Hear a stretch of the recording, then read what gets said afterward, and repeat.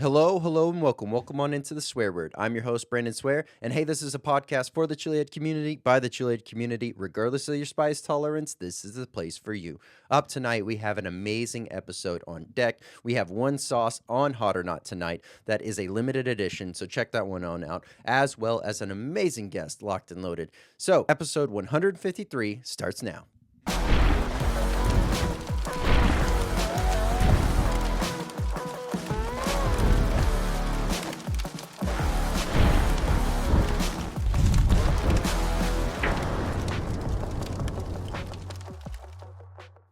What's going on, Swear Nation? So glad to have everyone here, whether you're tuning in on YouTube, Spotify, Rumble, or Apple Podcasts. Thank you so much for being here and continuing to make this podcast what it is. If you have just recently found the podcast, thank you so much. Glad that you have found it. And all those OGs that have been rocking since day one, thank y'all so much. Up tonight, we have on Hot or Not, a featured hot sauce that is a limited edition, and it does tend to sell out fast. Freaky Ferments sauce. This is the winter warmer. So we'll be featuring that there on Hot or Not tonight, as well as we have Stu and Sarah from Stoke the Fire, our great friends from Canada with an amazing grow operation and an amazing sauce lineup that I cannot wait to dive into. Get a better understanding of the overall grow that they're able to accomplish, the processing, the picking, the feeding, all of the things, all the way down to the creation. So we'll be diving into that, as well as a very fun game planned for that. So jump on in and let's go ahead and kick this thing on over to Hot or Not.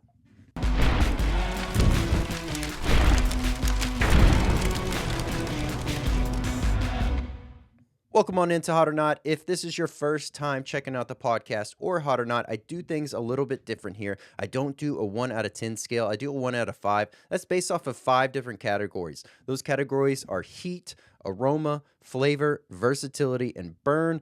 Add those up, average them out, and that gives us our total swear word rating. Now, another thing I do not like to do is read the ingredients ahead of time. I like to let my taste buds do the exploration, and then we learn about the ingredients all together. So let's do this. Let's go ahead and check out tonight's sauce. This one here is a very special limited edition, limited release sauce from Freaky Ferments. This is winter warmer, and this one is done with Lockwood Distillery. They take their ghost sauce and then they barrel age it inside a different distillery. This year happens to be Lockwood's. Looking forward to jumping on into this one. I'm super excited for it, as I used this one last year for not only spicing up my food and my salads and all the things in between, but also went very surprisingly well in, say, a mixed drink. Great graphics. Love how you actually can see on the sides of their lock on there, wood there, distillery. Yes, you do get a wax dipped sealed bottle. Very fun, very enjoyable. Also one that could easily be, kept as a collector's piece. However, if you're going to do that, you might as well at least get more than one bottle so you can at least enjoy and experience the sauce. Let's go ahead and open this up. It does have a perforation pull tab on the side. Give this one a good shake. From an aroma standpoint, I'm salivating like crazy. This is just very pepper forward, funky notes that you're picking up here from that longer fermentation process that this sauce undergoes. A little bit of smokiness, onions and the bell peppers, and definitely picking up some of that nice ghost overall body in that aroma standpoint. Bright, beautiful red color on this sauce. Nice flow on there, medium consistency. Heaping tablespoon. Cheers. Oh my goodness. Silky smooth is the first thing that you will experience whenever you're eating this sauce. Into a nice, bold, funky body that is just carrying forward and getting a little bit of onions. You're definitely picking up the addition of the Lockwood in this, because it gives it a much more kind of like a smoky, earthy note to the front half. And then as you're carried through, you get that pepper body coming forward. really starts to park itself at the back of the throat. Turn up the dial and let it just roll in. Absolutely beautiful sauce here. This sauce is definitely going to be one that could easily lend itself to being added into, say, like an old fashioned, and really be able to still enjoy, not only your drink, but also adding some spice to it and not having any kind of clash. That layer of depth, that layer of savoriness is going to be able to lend itself well there. I mean, this is going to be an absolute home run for anyone that's, wanting to add this to your traditional go-tos of tacos, burgers, pizzas, sandwiches. Pretty much this is a very versatile sauce in that stint. Initial heat. Right off the bat, you're graced with the great overall flavor and body carried forward on this sauce. Just, a very subtle front of the mouth burn, sizzle, if you will. And then from there, the burn hands off. And when it does, it really starts to park towards the back of the throat, turn things up. Absolutely beautiful. Nothing really feeling it in the chest, nothing in the stomach, but a nice overall back of the throat, intense burn with a nice front of the mouth overall just sizzle going on. It's bringing you in from a flavor standpoint. It's locking into your taste buds and it's turning up the dial. If you are just starting out, could you get away with using the sauce? Yes, but in moderation, worked into food. But if you have been constantly working on your own personal best, you're constantly pushing yourself, this is a nice medium to high heat sauce, depending on where your tolerance is at. Now, for me, I'm going to be lathering this thing up all day long on, burgers, tacos, burritos, and sandwiches, pizza, you name it, it's going on it. This thing is an easy grab, easy go-to to be able to enjoy and put to work. So let's go ahead and read off some ingredients here. So this is Winter Warmer 2025. This is aged with Lockwood Distillery bourbon barrels, bell peppers, ghost peppers, Carolina Reaper peppers, onions, shallots, garlic, salt, apple cider vinegar, and xanthan gum. I love the overall funkiness from that fermentation. I love the addition to the bourbon barrel aged in this sauce. It really makes that initial front flavor stand out more, and you're picking it up throughout it. It is just more noticeable on that initial front half, and then that really helps transition into the overall heat and flavor and the burn, and it just makes everything kind of intensify and amplify for the better. Heat coming in at 3.5, we have aroma of 4.2, flavor of a 4.25, versatility of a 4.2, burn of a 3.9 for a total swear word rating of 4.01. There we go. Amazing sauce there. That is Winter Warmer 2025 edition from Freaky Ferments. If you would like to pick up this sauce that was featured here tonight from Freaky Ferments, the Winter Warmer, I will have the links down below for it, as well as the link to the main site so you can check out the full lineup of amazing products from Freaky Ferments. But let's do this. Let's go ahead and jump on over to tonight's conversation.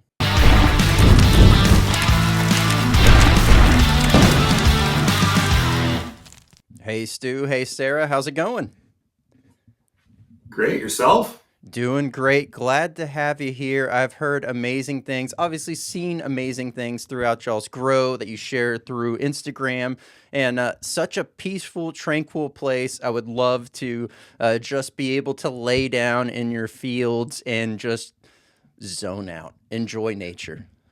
We would like to do that right now too. We just finished a record harvest Oh, very nice. of our field crops, and yeah, we're pretty tired, so we'd like to lay down. But we're happy to be here. A Well, little bit more, but yeah, it's been quite a year. Yeah, thanks for having us on the show too. Really appreciate it. yeah, no, glad to have y'all here. Like I said, it's just ultimately this whole lovely fiasco of the headaches that unfortunately Canadians and Americans have to deal with is a little bit of a nuisance, if you will, but at the same time, hopefully that part will get a little bit better for everyone as a whole. So, Well, sure, food given is time. food, right? We're all humans and we eat food. Yeah, We like yeah. easy food. Yeah. I mean, I absolutely agree. But here's the fun part I always like to ask everyone as their first time on the podcast. what is the moment that you first got your introduction to the world of spice? And then what was that catalyst moment that you said, you know what, I'm gonna start growing my own hot peppers? I think the first moment for myself to have spice in my life, it wasn't something in my home that I was, growing up with. It was a good friend of mine I grew up hanging out with, and his dad would get these hot wings from this bar in the town we grew up in. And I remember distinctively getting like, the blue cheese dipping sauce and having like these pretty, for a young kid, these pretty hot sauces on these wings. And we I don't know, I just think, look back at it and like, where did it start? And that was kind of it. So, and then for growing, for us, it was a full spectrum at first. Like I grew up with a garden at home.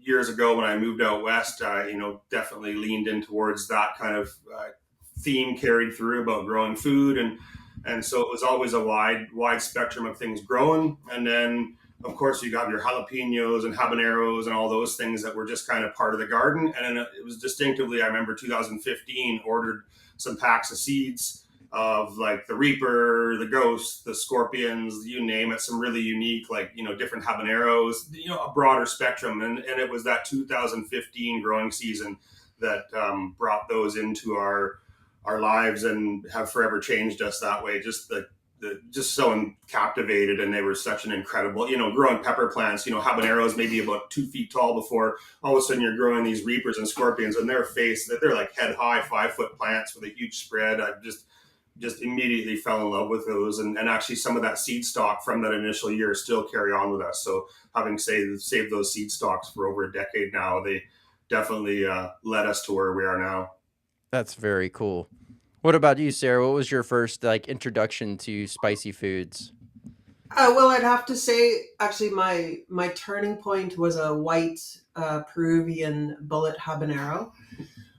Looked like such a sweet little jelly bean, and yeah. And there it Just happened to was, and have there one. I was, and I ate that thing, and it lit me up. And yeah, it's just been love ever since. Absolutely. That's a fun one too. And it's also because as you were describing right there, it's so like cute, deceiving, inviting. And same thing with the yellow submarines. They're named many different things, but the yellow bullet hobs as well. Yeah, I've seen them as the Peruvian yellows. I've seen them as yellow submarines. You name it. It ultimately comes back to the same pepper. But yes, both of they're those are very so cute, great. very very cute little pepper. Yes.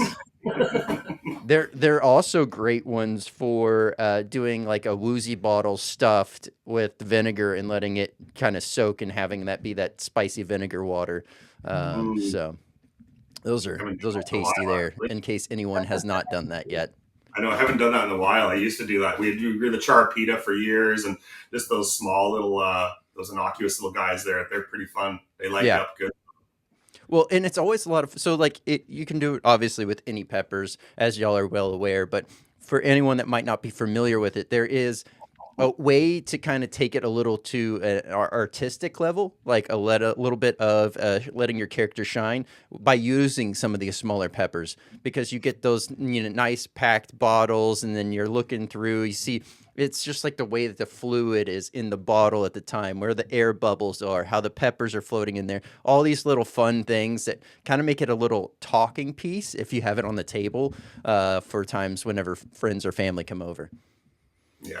That's a really good idea. It also sounds like something you would do if you had a lot of time, Yeah.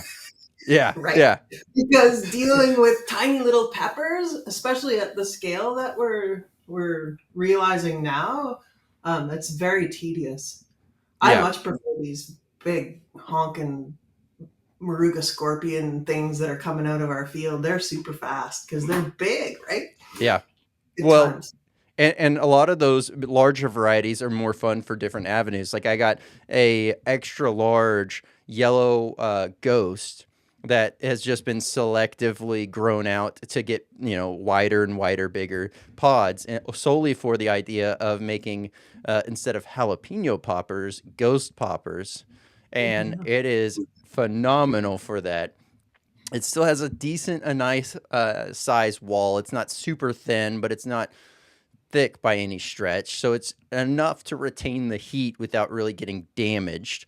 And Yeah. so they're fun varieties, and very similar to that. It's like larger peppers allow you to obviously get more product out of it, whether that be powder or making a mash, and Yeah. it's kind of less overall need of work to be done in order to get a larger quantity. And y'all have a massive grow going on there. So for those that are unfamiliar, how many pepper plants do y'all have per season?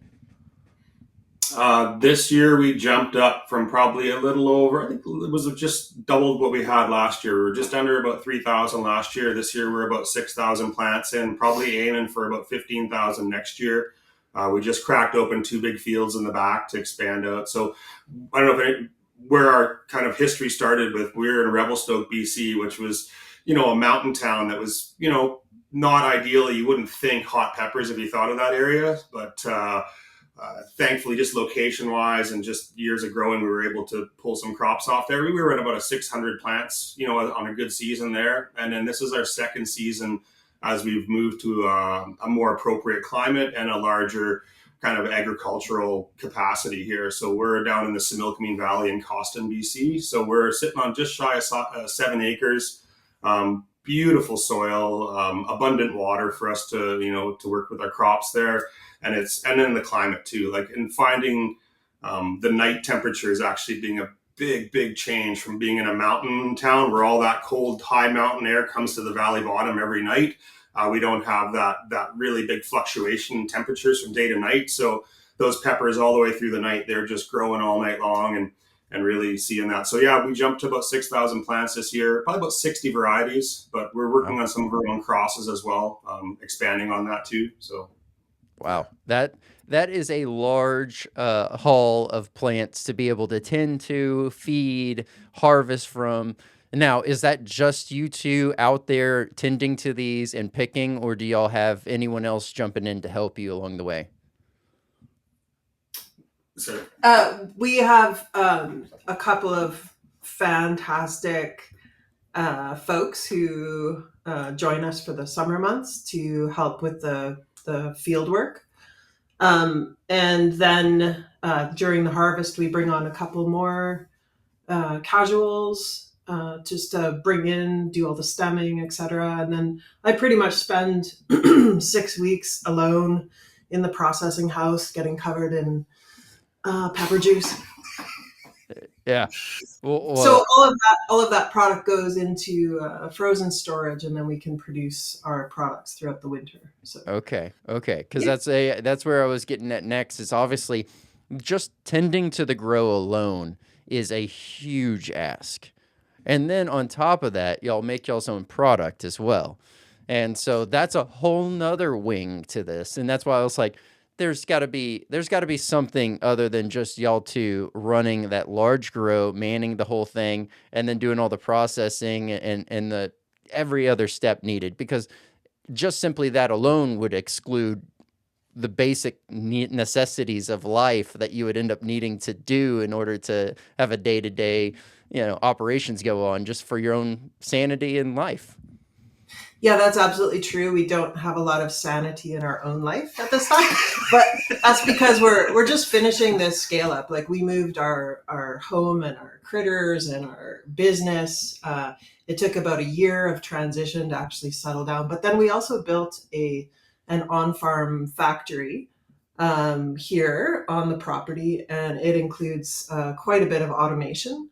So that's, instead of having to scale up our labor force, we've hired machines, which is great. So, during a bottling run, yeah, it's great to have a couple extra hands so that the filler doesn't need to stop. But it is possible to run that operation single-handedly, which helps drive down those labor costs as well. So, yeah, I mean, we've more than tripled our capacity.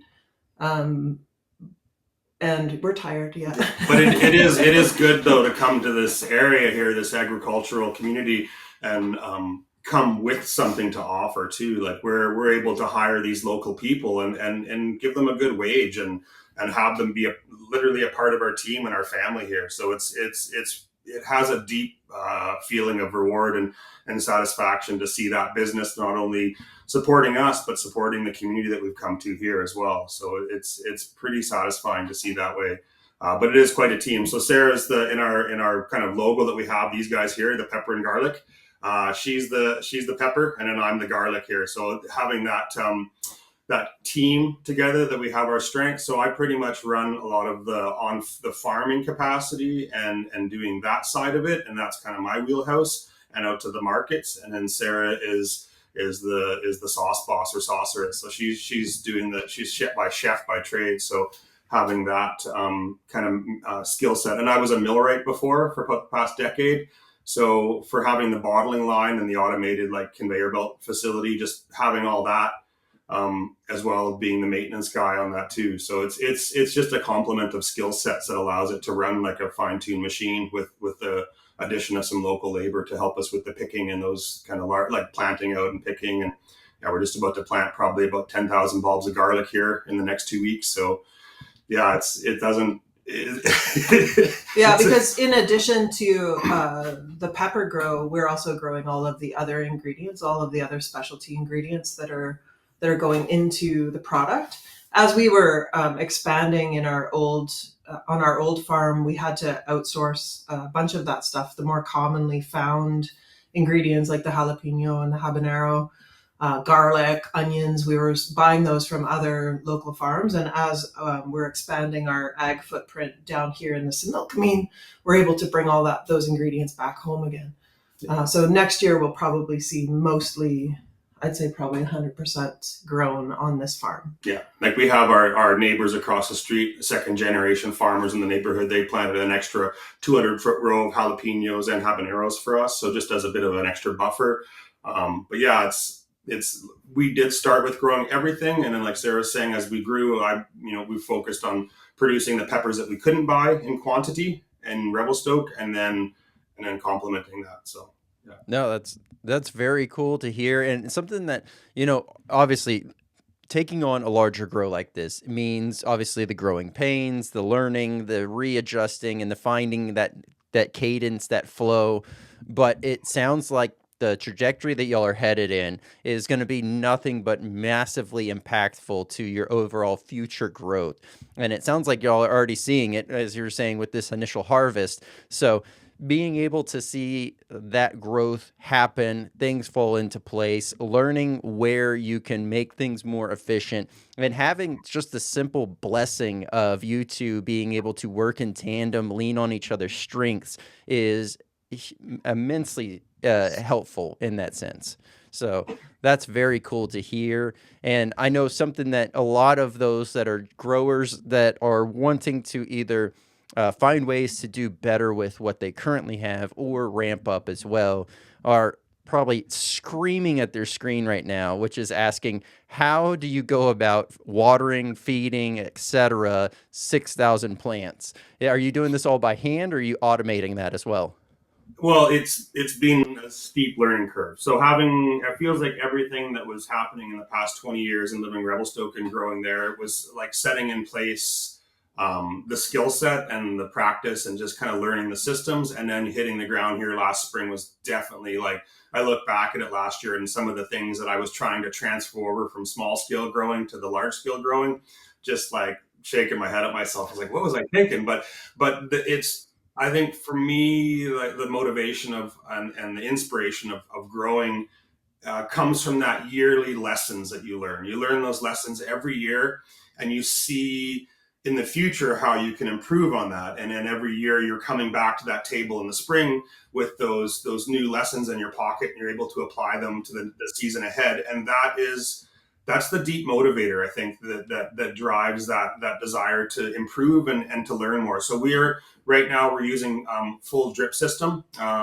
So having a full we have our well on our farm, full irrigation set up that was on the farm here. Like we're pretty fortunate to come to a situation where there was at least some infrastructure to get us kind of pointed in the right direction. and then being able to like harness and capture the capacity of that infrastructure to then apply it to the field. So last year we and had for many years used woven landscape fabric as our kind of base layer. And what that did here in the valley is that we have such a dry climate here, so it's just pulling that moisture because of the permeability of that landscape fabric and the wind, the transpiration of the wind, just pulling all that moisture out of the ground. Seeing the crops doing well, but then this year using that plastic with the drip tape underneath, the machine lays it all in one pass. You prep your field, and then our neighbors have the machine that lays down the plastic with the drip layer underneath. And what that does is seals in that root zone. And the only hole that's in the top is where the plant's coming out of. And otherwise it's completely sealed in. You have this humid, moist root zone you're really being efficient with your water use, which I think is something, that's a good thing to have. You're not just top watering and spilling water all over the place, trying to be cognizant of that.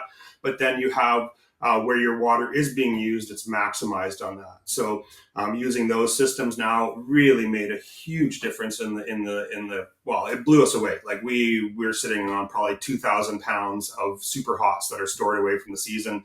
We ended up, and I went and saw the video. It was heartbreaking to see it and do it, but at the same time, we're left with we were selling peppers all over Canada. Sarah's like, I don't want to talk about it. Yeah, we were just had so many peppers, and people would say you're wasting peppers, but on a farming mentality, nothing is wasted. Everything goes back into that soil, and having that cycle of even planting cover crops so you can feed your soil. So we grow organically.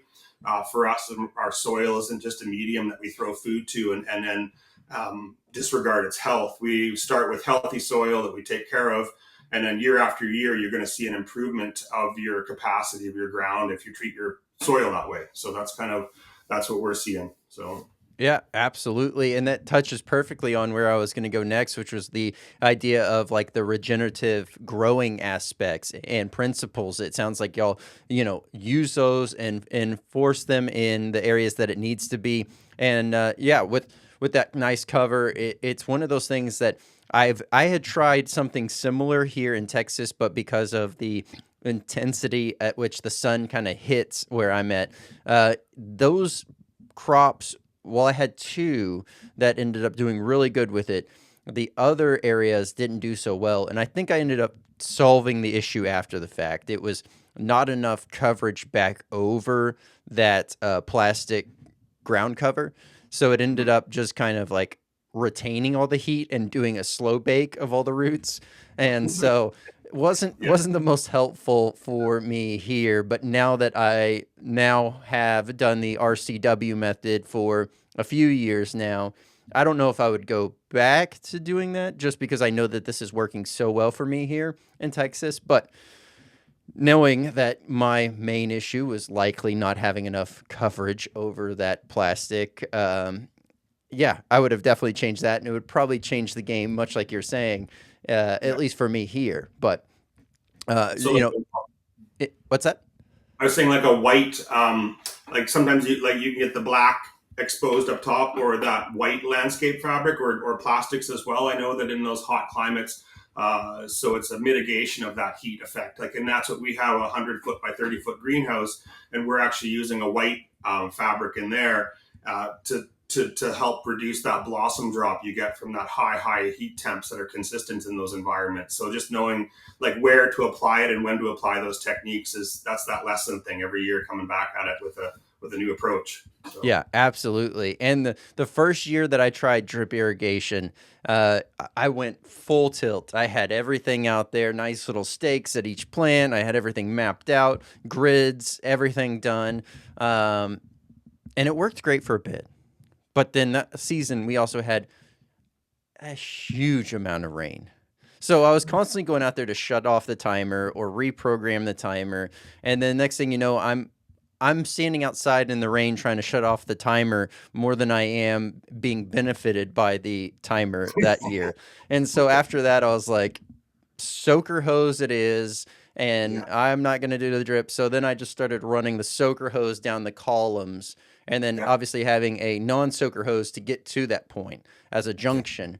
And then I just had a nice little feeder. And that worked for a bit, but anyone that's kind of grown in that manner, you get maybe 2 grow seasons before that soaker hose has like roots growing through it or starting to break apart or what have you. So Yeah, I definitely want to give props to Rich Blood and Pepper Guru, because like we use the drip rings in our in our field. It's just not feasible to go that involved in it. So we're just it comes on a full, like, I think 8,000 foot roll. Every 8 inches you get a little drip emitter that's within the drip tape. So then that's what we're using in the field. But in the greenhouse and our more of our specialty crops, then we're using that like 1/4 inch line to a T to the 6 inch like quarter-inch drip tape or drip hose that goes in there. So we're using that in our greenhouse. And yeah, I've learned a lot from just being friends and paying attention to what Rich is doing over the years. He's definitely learned a lot from that, and that whole community of growers too. yeah, and that goes perfectly hand in hand with kind of what I was going to go with next, which is simply mentors or others that you've had the chance to kind of lean on over the years of kind of getting going, whether they be in America through like online plugged in and learning, like with Rich Blood and Pepper Guru, or those that might be local to you. How has that experience been? Have you found that there's been more openness for sharing of knowledge, or have you kind of experienced more people wanting to be shut off with their help? I think it's a pretty open community. I've got a good friend of mine, Scott, in the area here in BC, and he's an incredible grower. And watching his pepper crops over the years, just being friends for the past 30 years, but then watching what he was able to do with his sweet peppers and habaneros and everything every year, I look back at it and draw a lot of influence and gratitude from having that friend and watching what he's doing over the years and pulling that into our systems and complementing that with knowledge from like Rich and Townsend Chile. You got just watching some people doing some really great things out there. So just that whole spectrum of knowledge, and then just kind of fine tuning it to your local environment and seeing where those things fit or they don't fit into what you're doing here. So it's been it's really a lot of gratitude from the knowledge gained from those friends over the years. So Absolutely. I can definitely see that playing out to be greatly and immensely helpful. Yes, Pepper Guru always dropping the knowledge on wild varieties throughout the world, as well as just helpful, beneficial tips in general that are just utilizing things that you have around you. And that's something that I'm very strong believer in, which is utilizing the natural resources, because everything you need is already at your fingertips. It's just a matter of knowing how and when to use them. I might add that it's also important to allow space for that natural world systems to influence our particular agricultural footprint as well. At the back of our property, there's a whole acre that's fenced in where no human goes. And there was some the neighbors' wildlife getting in there for a bit, but we've blocked out those sheep, and now the natural world is really coming back without that human influence, without the grazing, without interference. mhm. And that's a really important part of our organic grow as well. In the middle of our property, there's a whole acre that's sort of low lying and marshy, and you can see where the natural world really wants to come back. And that supports organic growing in such an incredible way. So as humans, we need to, we're working on recognizing our place within the natural system too, and allowing the world to be what it is, right? And not try to manage every single corner of our farm. Yeah. Yeah, you benefit from the kind of fostering and giving a space for those beneficial insects to have their home. And when you're having issues in your crop or things are rising, you're not having to input ladybugs or input those lacewings. You have them already existing in those environments that you allow to be. And then when it calls upon them, they're like, oh, the food's over there, and they'll go over it en masse and be your heroes that come in. And so you take care of nature, and nature kind of takes care of you, I guess, is the mindset. Yeah. Or Yeah. just recognizing we're not separate from it, right? Yeah. That's I mean, I feel like that's far too often societal's normal outlook is just um, it's more focused on the egocentric side of things and less on the bigger picture and the whole communal aspect, because life is very much communal, whether that be from human to human, from human to animal, from human to earth, or any iteration variation of it. We are all ultimately one giant living body, and everyone wants to focus in on like the cell structure in our own bodies or in the plants' bodies. But what the rest of society fails to see is, if you zoom out, we are those cells hard at work inside of a bigger body. So Completely. it's really knowing how to use, work, and coexist, live, thrive, and help the collective larger picture. Yeah, Exactly. truly. Yeah. Yeah. It's nice to lean into that and to feel it on a day-to-day basis too. So Yeah. And you know, everything is so easy to go negative or go toxic or the flashy, the grabby, the shock factor. But the things that is disappointing and fleeting is because of things like TikTok, etc., that it's this faster, digestible, quick hit type of thing. People want to see everything instantaneous. Well, nothing's instantaneous in life. And 90% of what you're seeing online in those quick shorts are maybe saying, oh, these great things will happen, but they never show you it happened. They never show you the process takeout. They never show you the follow up. And it's like you're giving bad advice that's end up impacting other people's, whether that be grow or creating a product or whatever. And then that's a discouraging bit that just got dropped into someone's life. And now they have to either figure out, do I want to figure this out on my own, or do I just give up altogether? That's not a great place to be. Yeah, there's a rising sense of futility for sure. Yeah. And I think that really motivates us as well to create here on this piece of land a vertically integrated system that feeds itself, that nurtures the earth, that is self-sustaining, like truly self-sustaining, by focusing on the agricultural part of our food business.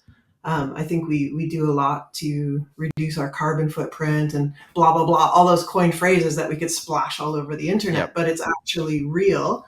And it's about the day-to-day choices that we make with the natural system and the natural world in mind. I mean, never is it going to be perfect. There's always a choice of, what's the least harmful thing to do here, right? Yeah. Like that's our predicament as human beings.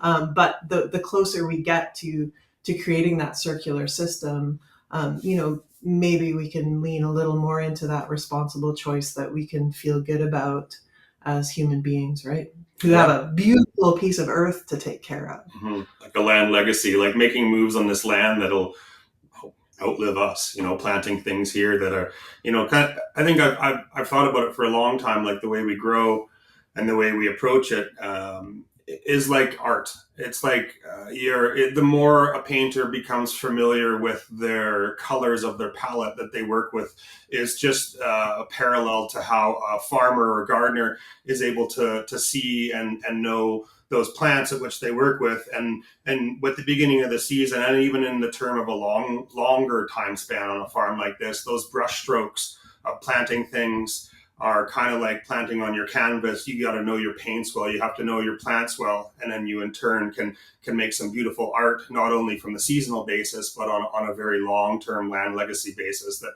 hopefully we're planting things here that'll outlive us, which is to take that mindset. And nature plays the long game, like you say, egocentric kind of human mindset is definitely has its place, but I don't think in the span of like nature plays the long game. So having respect for that and knowing that those brush strokes are going to reveal themselves throughout the entire season, and at the end of the season, those moves you made in the spring will be this beautiful collage of color and diversity that play out towards the end of the season is pretty special to watch and to be a part of. It's an honor to be a part of.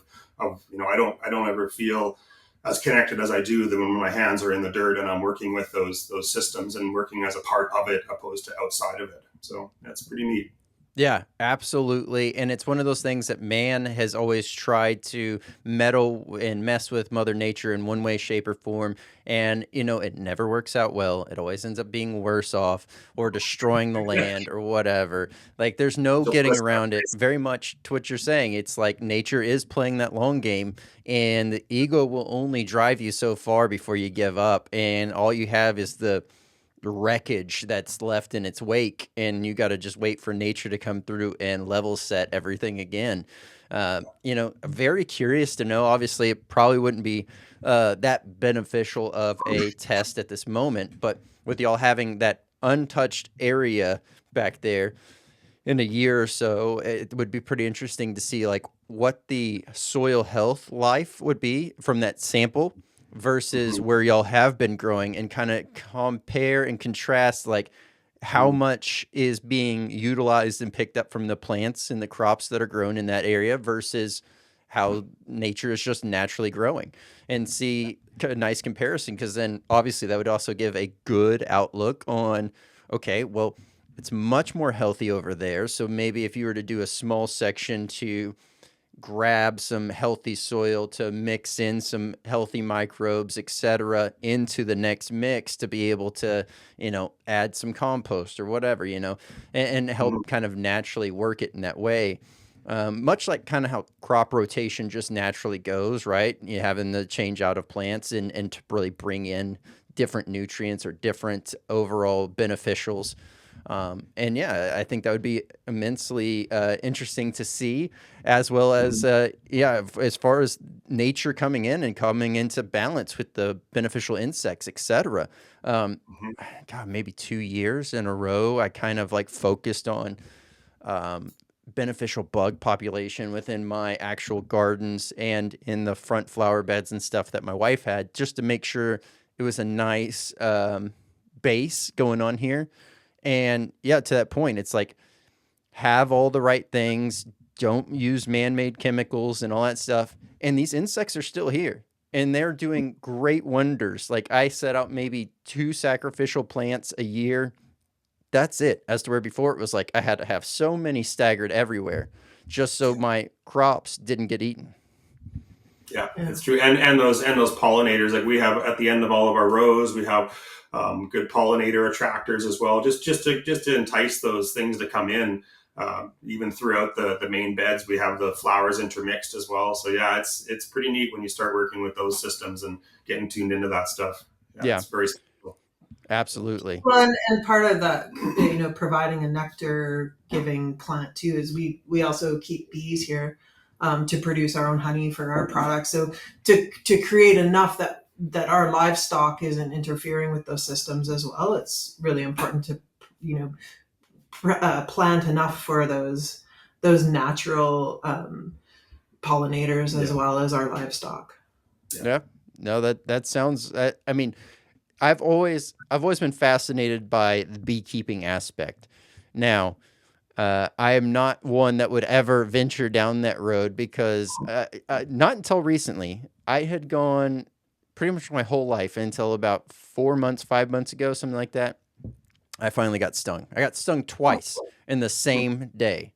Oh, And it was a wasp nest. I was replacing the fence in the backyard, and I was going through rung by rung by rung, and then I finally got down to the last 2 boards, and I was like, I'll just go out the side gate. Well, I've gone out the side gate numerous times, and nothing ever happened. I opened up the side gate that time, and all of a sudden I get swarmed with wasp.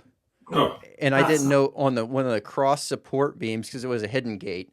So it had a cross support beam that's built on the other side. mm, There was a massive nest there. And when I had happened to just let the gate slap back, it all came out. Yeah, wasps have really angry venom. I find the bee venom not as angry.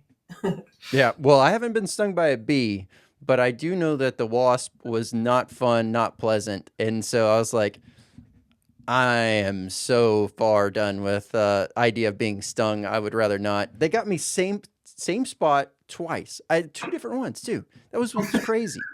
It was like they were trying to pierce the upper portion of my ear because they hit me right there and it was just swollen up. No, not fun. Uh, Yeah. Sarah's been keeping bees for about a decade now, and yeah, you've taken some good hits, and yeah. Yeah. well, and I know there's tons of great beneficial aspects to many different variations of what the bees are able to do, whether that be with the honey, with the pollen, etc., and be able to be helpful for just the human body to kind of help mitigate with allergies, heal faster, all these other things, and obviously the most important, the honey, which never goes bad. So it's Mm, like, ah, honey. yes, honey is so good. We love them. Mm, yeah, they're a great part of our team. Actually, they're watching, being out in the field and seeing all the honeybees out there doing the pollination on the pepper plants is a pretty special thing to see them doing out there. They're a hardworking part of the crew. Yeah. Yeah. Yeah. Shout out to those bees that don't even realize everything that you're doing to help us survive as a human race. So, amazing stuff there. Something you had mentioned, obviously, keeping peppers for y'all's own product creation aspect. But do y'all partner at all with any other sauce makers or product makers in general? Do y'all supply peppers in that way? We do, yeah. There's actually a good friend of ours, Jordan from Sriracha Revolver out in Vancouver, and we shipped actually the second year now. We've been providing her with the yellow Maruga Scorpions and some of our yellow Superhots and even some red Superhots this year too. And she's a good friend, and it's nice to see those going on.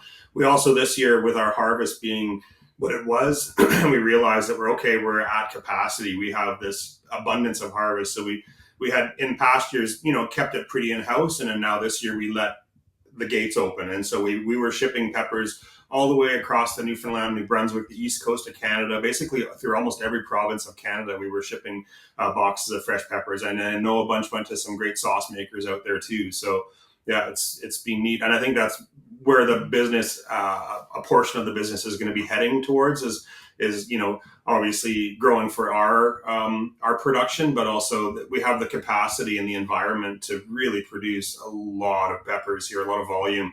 So being able to be a nice, reliable source of peppers throughout Canada. So we're actually where we are in the Similkameen Valley is and the Osoyoos area is some of the most northern points of the desert ecosystem that runs all the way down, even through down to Mexico. So we actually have a hot pepper festival. It's what Canada's only and longest. Like there's a lot of hot sauce festivals, but there's about a 30-year running Caramius. It's the Similkameen Sizzle is the name of the hot pepper festival. And so they host it in September every year.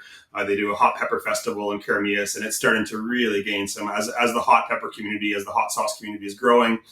It's marked its place as something that's been there for a long, long time, this festival. So it's really cool that that's right in our neighborhood, and it kind of speaks to the just the hot pepper potential growing of the area here too. So I think that's where we're going down the road. Will be a large supplier for many sauce makers throughout Canada. That is awesome to hear. And I love to know and see the growth really happen. And it just from the time of getting tapped in with some other Canadian sauce makers as well, and hearing about how the overall expansion of the spicy scene in Canada has just really boomed and taken off lately. It's super cool to hear and see because I love the as with any, product maker from one to another, it's always unique. It's always very much them coming out in their products, right? But the different outlooks and pairings and combinations that I've had the pleasure of trying from different Canadian sauce makers or product makers in general, it's refreshing because, being here in the U.S., there's so many that they'll end up utilizing a very similar list of ingredients, if you will, but it's always, the outliers, if you will, that end up kind of breaking the mold. But the majority will just kind of fall into a nice habitual pattern almost. And it's nice to see different iterations, different takes. It's kind of like there's a great company that I just recently found out about from Costa Rica that also it's like they're utilizing very much same ingredients, but it's a different culture really impacting through the sauces. You're being able to live it, feel it, experience it, and so excited to see the growth really take place in Canada and have that continue to thrive because then there's more creative minds getting plugged in, finding ways to make spicy, pleasures of spicy treats, spicy hot sauces, desserts, etc. But yeah, and Sarah, you might be able to answer this because as we were talking about this with the honey aspect and creation, it had me thinking.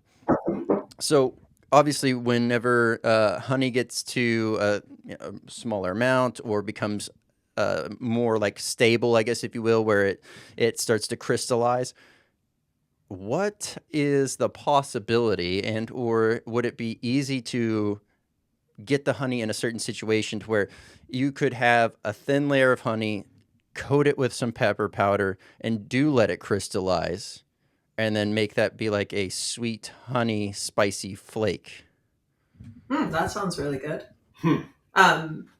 Yeah, I mean, in the right conditions, honey will crystallize. There's a lot. I mean, honey is a very versatile ingredient.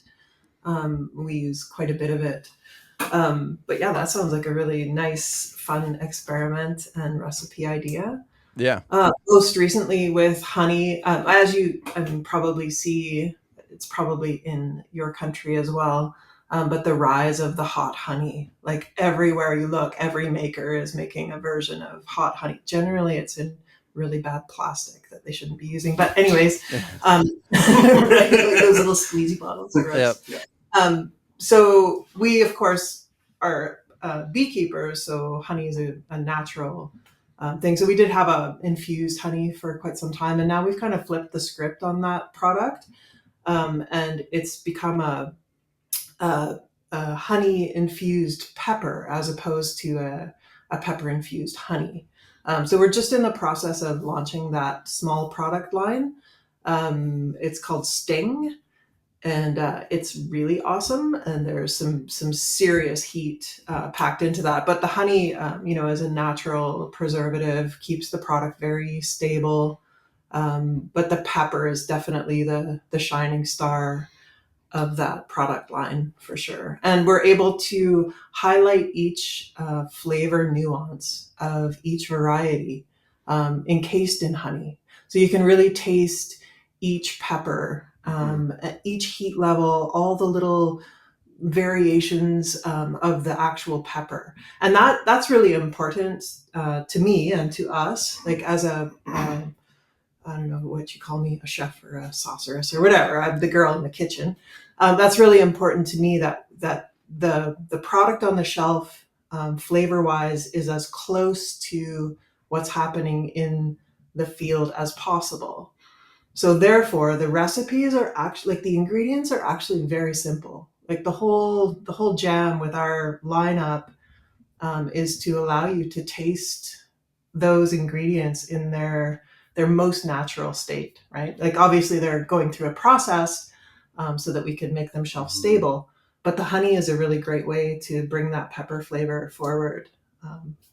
We're calling that one Super Sting. It's, or kind of referred to them at the market, it's our single note series. So the single note of each pepper being represented in that and they're small jar. They are so hot. It's fun to walk someone through all the hot sauces. They go past the bear spray, they get to the grizzly bear spray, and they think they're sweating. They're like, oh my gosh, this is hot. And then you look at them and like, do you want to try something hot now? And they're just like, what do you mean? And then you give them these, like, just this tiny dip of these super stings, and it's so funny to watch people. And the more bravado and the more confident they are, the more funny it is to watch them crumple. Yep. So you're bringing this heat to this marketplace, and people, they come to the booth and they're like, give me your hottest sauce, and I won't. Not right out the gate. It's never appropriate with what we're offering. Like, we start with the bear spray, that's the gatekeeper. We'll go there and then work our way up. But by the time they're at those super stings, it's quite phenomenal to watch. There's people that are like myself, and like for folks like who are watching this that love that heat, that there's finally we've been looking for this for a long time.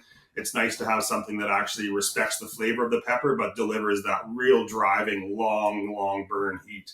So it's a lot of fun to bring that to the public and see the reactions to it, and just to have those individual pepper notes, like Sarah's saying, the flavors of the peppers really shine through is a big it's a lot of fun. Yeah, The funny thing is, yes, the bravado, that aspect of those people that when they come up there beating their chest. One thing that most folks don't pay attention to or know is that the honey will actually act as a binding agent to those taste buds, really holding that capsaicin there and locking you into that ride for a longer duration. So, yeah, I can see where they would be quickly humbled in that process. Yeah, but we do have an antidote, which is good. So we actually started as one of the large, what was our first main crop as far as what set us on this path was growing garlic. I mentioned that we were growing everything, but Sarah being a beekeeper and I was growing the garlic. And so we have a product called garlic syrup, which is a honey garlic finishing drizzle. And that one is devoid of heat. We do a spicy one with just a moderate touch, but then our main garlic syrup is kind of one of our foundational products.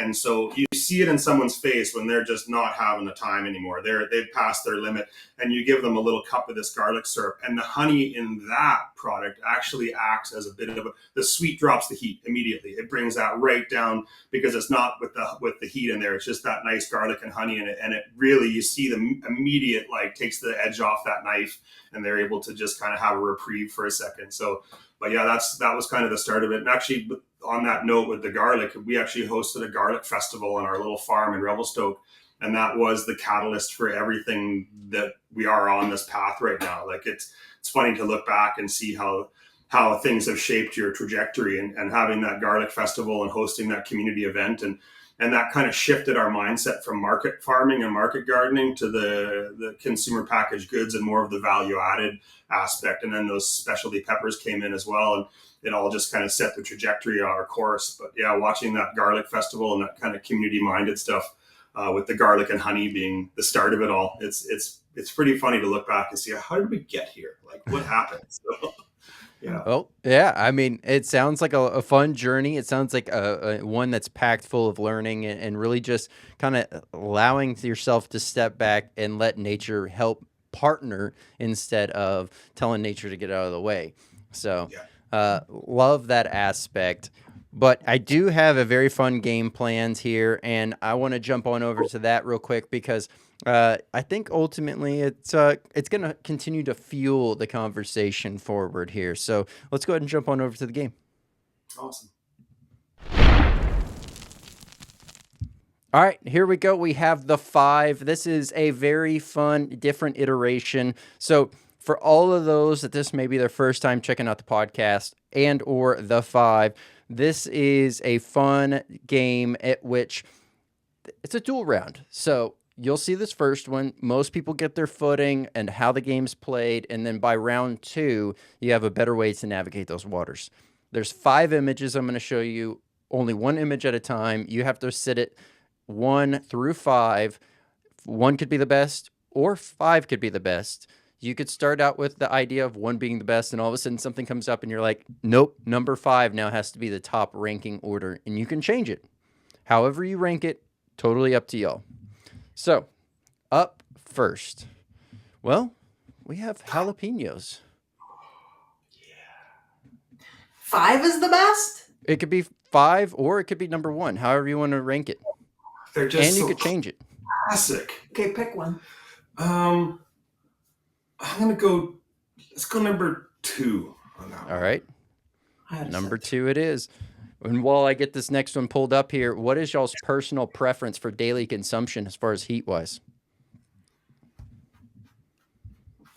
I burn more. That Sarah likes to wear it more. I like to eat it more. So she's more of like a jalapeno eater. I like to throw flames from my fingertips every night. Okay. Yeah. I can get behind that. All right. Look at that. Up next, we have the ghost pepper. Ghost, yeah. 4. Number 4. Nice. All right.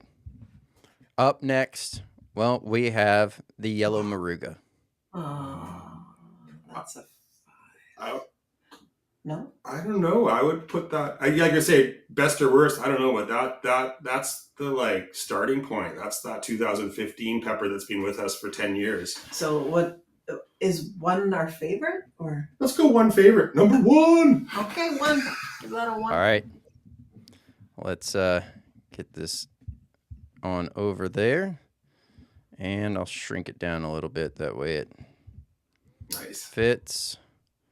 Shrink that one. There we go. All right. So this next one that you place automatically defaults the final one to go in either 3 or 5. So, well, the orange habanero.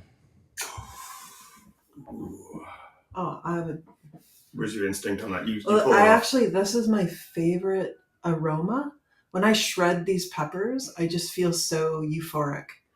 I don't necessarily like it on my skin, but the aroma of the orange habanero is absolutely my favorite of all the shreddables. So I don't know. I mean, that's just my take on that. So you're gonna put that at 5 or 3? What's your call? Well, Or number 1? yeah, I mean that's my number 1 for aroma, but it can go in. Nah, you see, it's definitely above the jalapeno. Can we move that jalapeno? Unfortunately, we cannot, but afterwards, we can talk about if you would have made any changes. Oh, okay. Well, then it has to go in number 3. Nice. All right. Number 3 it is, and we will find out all together if that was a helpful or a hurtful selection for your overall outcome, because your number 5 is the King Star Lemon Starburst. Oh, that's a nice one right there too. Well, I I'm glad you didn't. love that shape, and this is the only pepper that I actually went out to the field and harvested this year because I was so busy in the kitchen I didn't get out. But we did a night harvest one night, and I got to harvest those. And just the way the light hits that pepper in the field, unbelievable. And the super sting you made out of that one, I super looked at her sting. and I'm like, you must have put lemon rind in there or something. It was so, like, I love serving that one up at the booth. People, it's so citrusy. It's such an incredible pepper. I'm just glad you didn't have Fatale on there because I would have just thrown a whole curveball to everything. Well, I thought, should I be rude and just put a really bad pepper at the very end, or one that you would really desire and set you up for either failure one way or another? And I decided to be a little bit neutral. It's not the worst. It's not the best. It's definitely a good one. So I like that. Those are some great peppers on I that. definitely put the Ghost in position 5. That's what I was thinking too, and I would bump the lemon starburst to 4 at least to. No, I would then go habanero, okay. lemon starburst, Moruga scorpion, jalapeno, and then ghost pepper. That would be my preference. Nice, Okay. nice. That's from a processor's point of view, not from an eating point of view. Okay. All right. And I do have the jalapeno problem too. I've developed this season. Okay. Serious. Yeah, it's a serious problem. It's a Canadian thing. I don't know if you know. You probably think them as like the cheesies, like there's like the like the puffy ones, but then there's those hard ones that you get that I think they have like, they do like with a little. Oh yeah. Yeah, Cheetos or whatever. Yeah, like yeah. Cheetos. Those are puffy. I know, but then they have the hard ones too. In Canada, we have ones called Hawkins cheesies. They've been like same cheesy since like the 50s or something. Like you look at the bag and it is retro. That stuff's old school. And I bite the end off a giant jalapeno and I proceed to stuff cheesies into the jalapeno, and it's become a problem. Oh, okay. All right. Well, I'll have to try that. I always see that online, people doing stuff like that, and I'm like, but then again, I don't eat many chips. But it's a texture thing for me. Like it's like they make jalapeno cheesy, so obviously that's a proven flavor combination. Those things go together. But if you take your jalapenos and your cheesies both in their purest form and put them together, it's just like texture together of a crunchy jalapeno and a really hard cheesy is like there's something magical in that little spot. I'll have to give that a try because it sounds good. Well, now you got a good feel for how the 5 goes. Now let's run it back for a second round. So here we go. Up first, well, this is pepper powder. Doesn't have to be anything specific, but ultimately just pepper powder. You go that one. 5. Yeah, that was mine. Yeah. All right. And then up next we have, well, this is a chili oil. Chili crisp, chili oil. I go 4 on that one. Yeah, that's a 4. I would even go to 5 on that one, but Okay. Too late. too late. Well, fresh peppers. Oh. That's the foundation.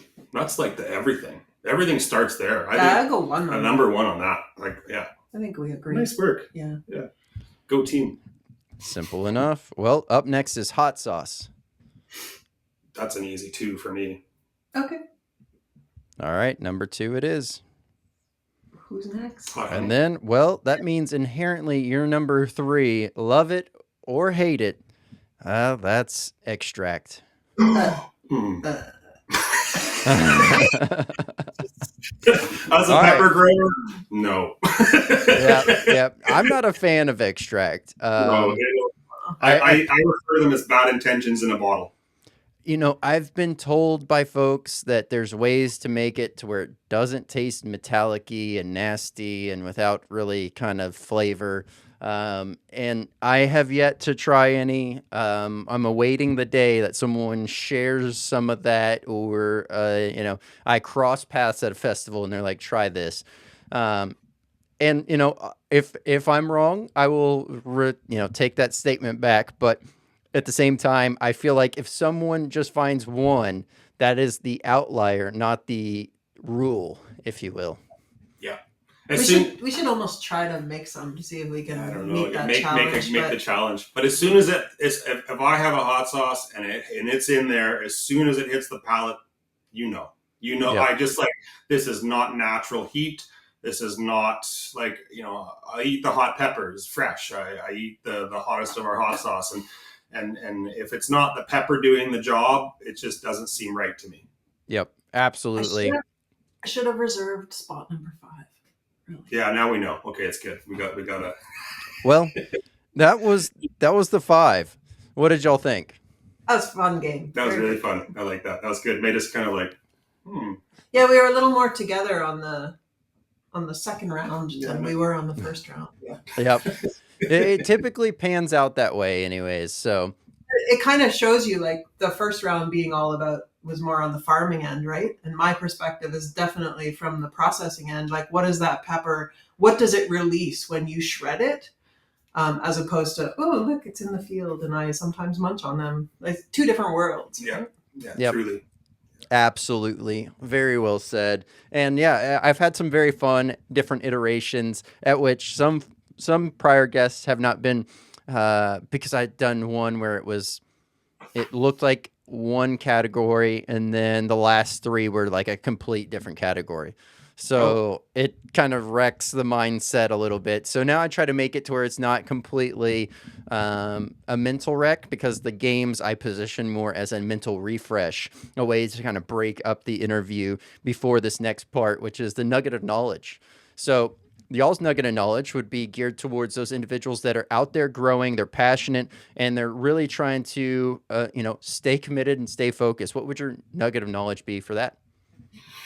My hardest lesson learned, and the thing that I kept repeating year after year after year, and it is that a pepper plant started too early in the season, like those January, February starts, to try and get a big plant to plant out, and holding that pepper plant back from its desire to grow big and become big. The weather's not good outside. You've got it in a pot. You're trying to juggle space. You're all of a sudden, you're restraining. A pepper restrained is never going to do as well as a pepper that started later, that has an uninterrupted growth trajectory. That was the biggest thing. Like, we started our peppers at the last week of March, first week of April this year. We have pepper plants that are in the greenhouse that are 7 feet tall by 6 feet wide.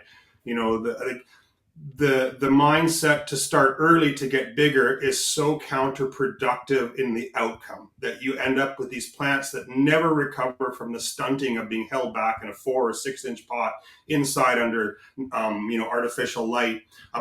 There's a difference between planting a plant and planting a seedling. And planting a seedling is going to give you that uninterrupted growth trajectory to a bigger plant in the outcome, opposed to planting a plant that's being held back that'll never get to where you want it to go. That's the biggest lesson I've learned in my years of growing. And it, like, a lesson that I made the mistake year after year after year. I used to start our starts at the beginning of February, And looking back on it now, I can clearly see that was a mindset that was out there in the pepper growing community. Just like topping peppers to get more yield, there are certain things that we just do because we think it's the right thing. But when you have enough time in the game and you have enough dirt under your fingernails and you have enough time with your hands in the soil, that you learn that those are just misconceptions and myths. Absolutely. Very well said, and one that I had to learn the hard way as well along the way, and still to this day inherently feel the tug internally to want to grow earlier. One, for excitement, and two, because of perpetuating bad habits. So you watch everyone with their peppers going in January, February, and you're like, oh, I'm missing out. I'm not on time. I'm late. Even this year, I was like, by doing it, the first seed went in like, March 22nd or something. And I felt at a moment, I was like, oh my gosh, did I miss the opportunity to be ahead of the season? And in turn, I could have started in the first week of April as my first starts. Because I ended up holding them back for about a week or two, waiting for the nighttime temps to come up to get them outside in the field. So even then, this year, knowing that I made that mistake, I'm still second guessing myself on that and feeling like you're missing that window. But yeah, because you definitely don't want to be waking up at 3 a.m. and running out to the field in your pajamas to unplant your plants. Yep. We did that this year. We had a real cold spell after we planted some of our field crop out there, and they were about 2 days in the ground. And I woke up and saw the nighttime temps around 3:30 in the morning, just plummeting down to a frost. We would have lost a good portion of some start. So we're out there plucking the seedlings out, putting them back in the trays, and in the greenhouse they went. And man, we're new here. Big lessons. Well, hey.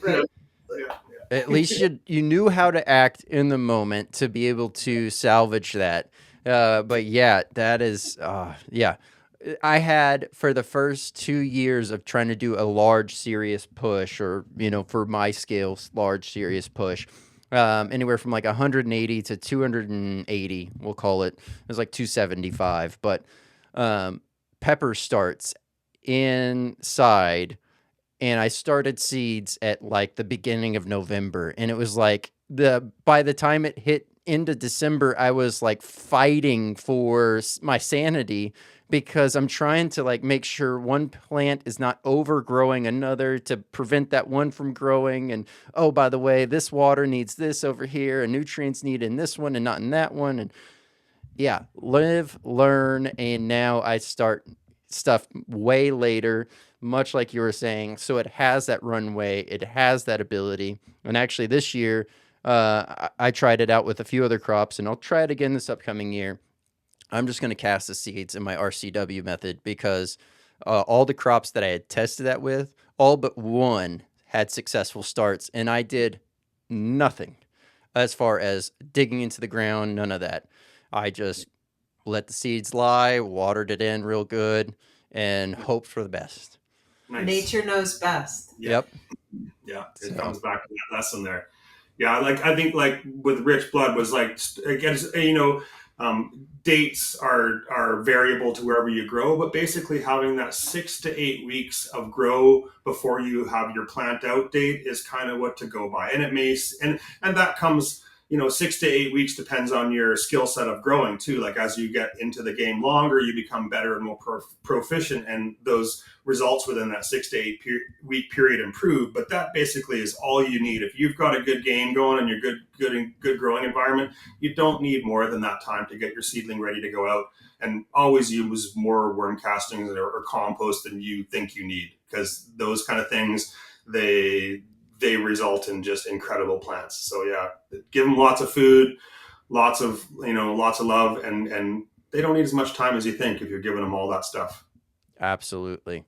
Well, here is a fun part where it is a hot seat nomination. This is someone that you think would make a great guest for the show. Since there are two of y'all, you can have 2 nominations, or there's really no limit, but just opening that door up for y'all. Okay. I think you should talk to our Indigenous sauce maker friend over in Vancouver. Her name is Jordan Hawking, and she's Sriracha Revolver hot sauce. She is a fabulous woman in business, and her sauce is my favorite, actually. Yeah, she's amazing. Yeah, good dear friend of ours. Yeah. All right. That's who I would think of And an inspiration. as a sauce maker. Yeah. And as on the grower side of things, I'm going to say Frank Ganon in Quebec, Canada. He is an incredible grower. His results are just fantastic to watch. He's got a really fun attitude towards growing and just a great individual. And he supplies a large quantity of hot peppers for the for the strong Quebec hot sauce scene going on there. So, yeah, I think he'd be a lot of fun to have on. Well, thank y'all so much for those nominations. I'll be reaching out and having a time that fits and works best for their schedule to come on. So thank y'all so much for that. This last part here is greatly beneficial for those that are on Apple Podcasts where they only have audio. Where can they find you? How can they find you? And if you have any kind of announcements that you want to share with them, this is a great opportunity. The easiest way to find us is through our website. You can find us at www.stokethefirehotsauce.com. On our page, you'll see our hot sauce lineup, other products, and there's also a store locator. So if you are in Canada, primarily Western Canada at this time, you can find a store near you. We're tapping into some big grocery corners now, so that's exciting for us. Coming up, we'll have a what do you call it? A promo giveaway coming up to November, where we're going to give away our hot sauce lineup. That's a big prize. There's a lot of stuff. That's like going to be a big box. And all of the products that are up and coming that we actually haven't launched to the website yet will be in that. So that's very exciting. And what else?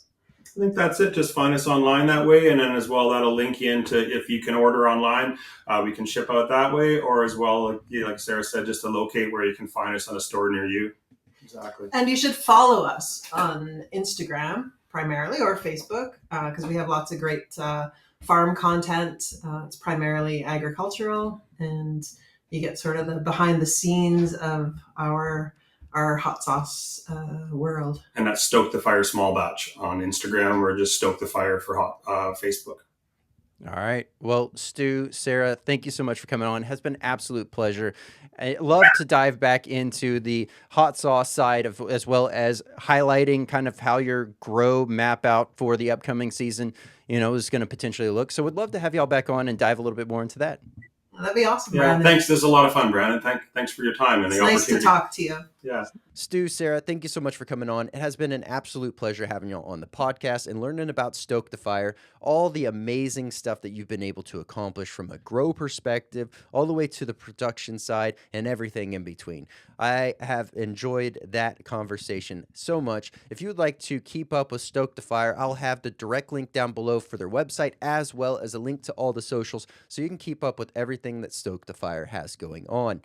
Also want to say, if you enjoyed the product that was featured here on Hot or Not, the Winter Warmer from Freaky Ferments, you might as well go ahead and grab it while you can. It is a limited release, limited run item that tends to sell out before the holidays end up hitting for Christmas. So definitely check on that one. I'll have that link down below as well. Brand new sponsorship opportunities opened up. So if you're looking to sponsor the podcast, reach out via the website or on socials and we'll get that conversation started. New episodes drop every Tuesday and Thursday night at 8 p.m. Central. If you're on a platform that allows you to rate and review the podcast, please go ahead and give us a 5-star review. That way it continues to help the algorithm get us in front of more chili heads. And shout out to our current sponsors, podvision.io. If you're looking to grow your brand, start your brand, you've hit a bump in the road, you're trying to figure things out, highly recommend checking out podvision.io for all those needs, as well as webdx.one. If you have an online site, maybe you had a guy at one point, you lost contact with them, highly recommend checking out webdx.one for all of those needs. Most of all, they get you looking great online while you get to focus on what you do best. I'm Brandon Swear, and from everything from the world of hot, this has been The Swear Word.